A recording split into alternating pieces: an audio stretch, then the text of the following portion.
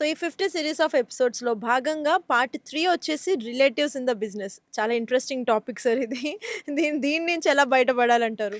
Interesting, ఇబ్బందికరంగా 2 ఉన్నాయి దీనిలో. ఓకే. మొట్టమొదటంటే గనక చాలామంది బిజినెస్ గాను, ఫ్యామిలీని గాను విడిగా చూడాలి. అలా చూడటం చేత కాని వాళ్ళని మనం పెట్టుకున్నాం అనుకోండి, మేనల్లుడో, బామ్మర్దో, అన్న కూతురో, అక్క కూతురో, అక్క కొడుకో సంథింగ్. వాళ్ళేం చేస్తారంటే కొన్నాళ్ళు పని చేస్తారు. పని చేసేసరికి వాళ్ళకి జీతం వస్తుంటుంది. బట్ అంటే గనక బిజినెస్ ఓనర్ బాగా ఎదుగుతుంటాడు. హుహు. ఒక ఫంక్షన్‌కెళ్ళామనుకోండి, హ్మ్, మీరు నా దగ్గర ఎంప్లాయీగా పనిచేస్తుంటే మీరు మారుతి కార్‌లో వస్తే, నేను హోండా సిటీ కార్‌లో వచ్చాననుకోండి, మీరేం చేస్తారంటే ఆ పెళ్ళిలో అందరికీ చెప్తుంటారు. నేను కష్టపడి ఇటుకలు మోస్తేనే ఆయన బిల్డింగ్ కట్టాడు. ఆయన బాగుపడ్డాడు. ఆయన కార్‌లో ఓకే. వస్తే నేను ఇలా ఉండిపోయాను.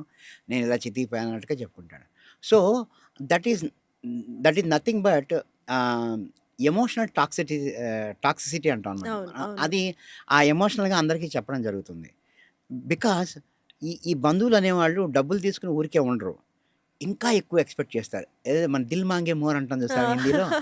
ఆ ఎక్స్‌పెక్టేషన్‌కి అర్థం ఉండదు. హ్మ్. కానీ నేను ఒకసారి ఇలా ఎక్స్‌పెక్ట్ చేసిన ఒకతన్ని, ఒక బిజినెస్ మ్యాన్, "సార్ ఒకసారి మా బామ్మర్దిని మీరు కౌన్సెలింగ్ చేయండి" అంటే నేను అడిగా, "మీ బావగారు ఎన్ని గంటలు పని చేస్తారు? నువ్వు ఎన్ని గంటలు?" ఆయన రోజు 16 గంటలు పని చేస్తాడు. "నువ్వు రోజుకి 8 గంటలు, 7 గంటలు పని చేస్తే ఎక్కువ. హ్మ్. నువ్వు అందుకనే ఇలా ఉన్నావు, ఆయన అందుకనే అలా ఉన్నాడురా బాబు" అంటే గనక అది అర్థం చేసుకోవాలి. "ఈ బిల్డింగ్ అంతా నేనే కట్టించా" అంటాడు. ఓకే.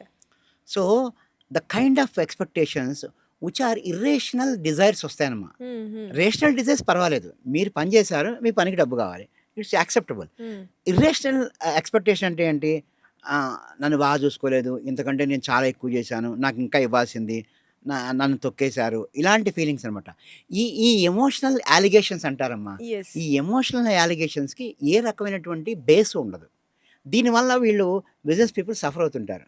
వీళ్ళు ఎలాంటి వాళ్ళంటే గనక పక్కలో బల్లెం లాంటి వాళ్ళు. వీళ్ళని వదిలించుకోలేరు, ఉంచుకోలేరు. కొంత దూరమైనాక. ఎందుకు పెట్టుకున్నారని అడిగితే most of the business people నాకు ఇచ్చిన ఆన్సర్ అంటే గనక, "మార్కెట్‌లో ఎవరు ఎంప్లాయీస్ దొరకలేదు సార్. మా బామ్మర్దే కదా! సరే రా అన్నాను వచ్చాడు. వచ్చిన వాడు హుహుహు. ఏకు మేకయ్యాడు సార్" అంటాడు. ఇటువంటి పరిస్థితులు ఎవరు కూడా తెచ్చుకోకూడదు. ఒకవేళ తెచ్చుకోకుండా ఉండాలంటే ఏం చేయాలంటే, ఖచ్చితంగా వాళ్ళ తల్లిదండ్రులతోనూ, బంధువులతోనూ ఒక సమావేశం ఏర్పాటు చేసి, "నేను జీతం ఇంత ఇస్తాను. నువ్వు నీ నీ గ్రోత్ ఇలా ఉంటుంది. ఇష్టపడరా. హ్మ్. నువ్వు నా మీద హ్మ్. బ్యాడ్ పబ్లిసిటీ, మౌత్ పబ్లిసిటీ చేయడానికి వీల్లేదు. అట్ ది సేమ్ టైమ్ అందరు ఎంప్లాయీస్ లాగా నీకు కూడా నోటీస్ పీరియడ్‌లో ఉండి పంపిస్తాను" అనే విధంగా, పర్ఫార్మెన్స్ బాలేకపోతే నోటీస్ పీరియడ్ అనే విధంగా మాట్లాడుకుంటేనే దీనికి పరిష్కారం. ఈ పాయింట్స్ అన్నీ కూడా డాక్యుమెంటేషన్‌లో ఉండాలి పర్ఫెక్ట్‌గా. క్లియర్‌గా అలా okay.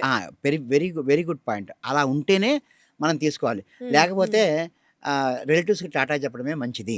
Okay. Thank you so much sir.